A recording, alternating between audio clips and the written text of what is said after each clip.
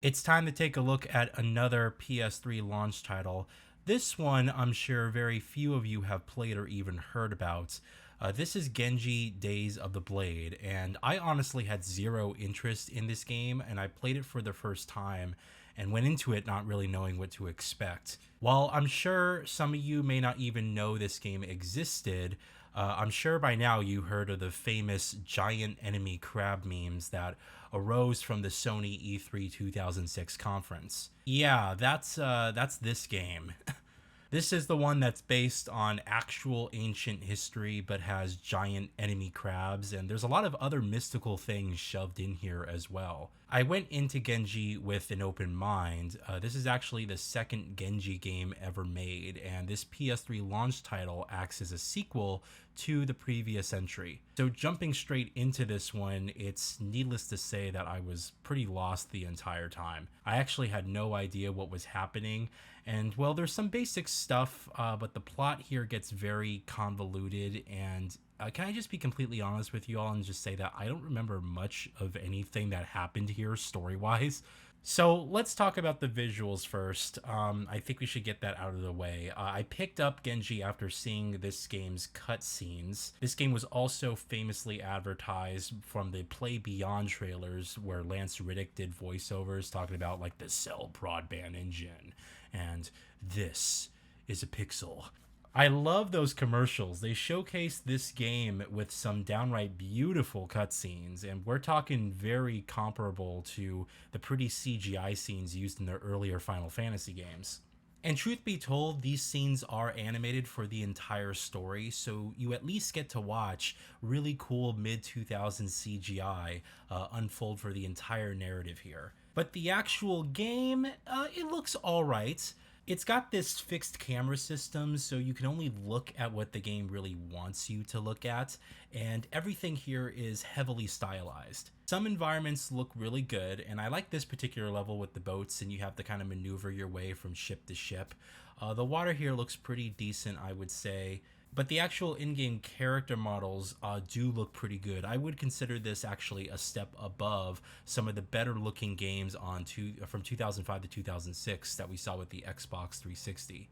But yeah, the game looks pretty consistent overall. I would say it's a decent looking first title that has some large variety of environments, and it looks better than most during this era. Musically, things do actually start to sound a bit better here. We get a good variety of music for battles. It never quite reaches the heights though of like a God of War game, albeit something like that is a lot more fantastical, but having larger scale music that would like scream at you would really go a long way in making this game's fights just seem a lot more intense. You do get some nice environmental sounds. You'll hear like crowds of people and battle cries from all over, but as far as like the immediate stuff, it's very much lacking.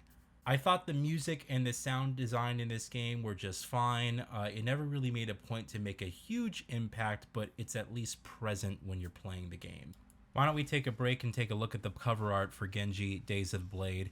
I actually do like the art for this one. It's nice and stylized, has some Japanese lettering on it, and I think it does look quite nice.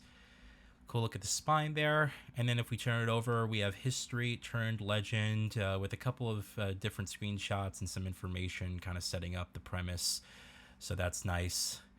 We open it up here, we got a really nice disc in its gold color scheme. I like the contrast of that with the PlayStation 3 logo on the bottom there. It's a really nice condition disc, and we even have some cover art on the back there. Now the manual for this one is actually pretty nice. You know, it's full color. It's got all the information you could want, a nice story section there, which is pretty cool, different information about the characters. I like it when they do spend some time actually, you know, trying to, put some good art within the manuals. So it's pretty cool. It's not especially thick or long, but, you do have some lots of information there relating to the actual game. And a cool ad from MotorStorm, by the way, which I will be reviewing on the channel in due time. And just like Resistance, I also got one of these Play Beyond, letter ads. So you're supposed to send this in to PlayStation Underground, and I believe you can get some subscription services and just kind of register your game. And it shows some kind of perks up there for joining. And then here's a better look at the back cover art. Really nice that PlayStation was doing this. It just kind of felt nice and premium that you can get art like that. You know, we haven't seen that before with prior games. This generation was the introduction of the translucent cases. So cool to have that, and cool look at the cover art.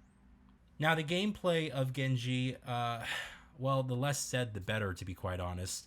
As I'm giving a sort of retrospective review here, I will say this game starts out not so bad. You start to get into the flow of things.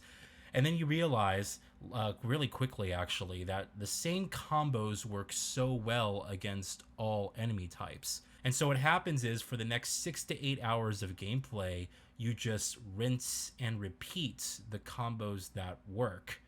You can switch between multiple playable protagonists, which sounds pretty cool, as each character actually plays uniquely different from one another, until you then realize that there's basically only 2 effective characters throughout the game, and you just use them throughout your entire playthrough. And the camera, oh wow, it's bad. It's static and you don't have control over it, so it relies on the game to place it in an area for you, and the placement here, it's terrible. I'm not even sure how this is something that you could even mess up. I mean, you have complete control over where the camera is placed during development, and somehow you manage to either keep it too zoomed in or far behind objects that kind of obstruct your view.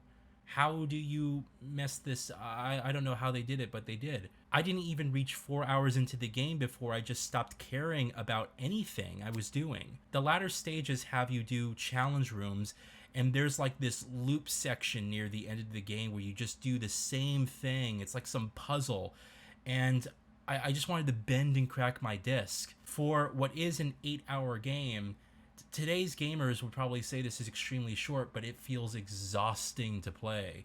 I finished the game, and it never really felt rewarding towards the end, because I didn't really care for the story. I didn't really care for the characters much, and the gameplay just, it really didn't do it for me either. It ended up getting really stale. So yeah, there's not really much else I could say about Genji. It's just one of those interesting games from a time period. It does have giant enemy crabs, but they're stupid crabs. They're not dangerous or epic. They don't rise from the sea like something out of a Megalodon movie. There's nothing redeemable here. I honestly think, for anyone who enjoyed this game, you gotta tell me, have you played it recently? I mean, we all like games, and some of us like games that are objectively problematic. Even some of my favorite games, and I do have guilty pleasures myself, that's fine. But this one here, there's just really nothing redeemable for me that I found. Perhaps it's unfair because I didn't play the first game. The first game was only released a year before this one would come out. I almost had a feeling that they had to rush this game in time for the PS3 launch. Like, why wouldn't you take some extra time for your sequel to a game that only came out a year ago? I wonder if something on a management level got in the way of this game being fully realized. And it ended up killing the entire franchise. There hasn't been another Genji game since. Anyway, I'm sorry guys, I didn't really care for this one. I'm happy to have played it for context when reviewing future games, but it just really didn't do it for me. Let me know if I'm way out of line here, if I'm wrong. If you played the game when it was new, I would also like to hear your thoughts.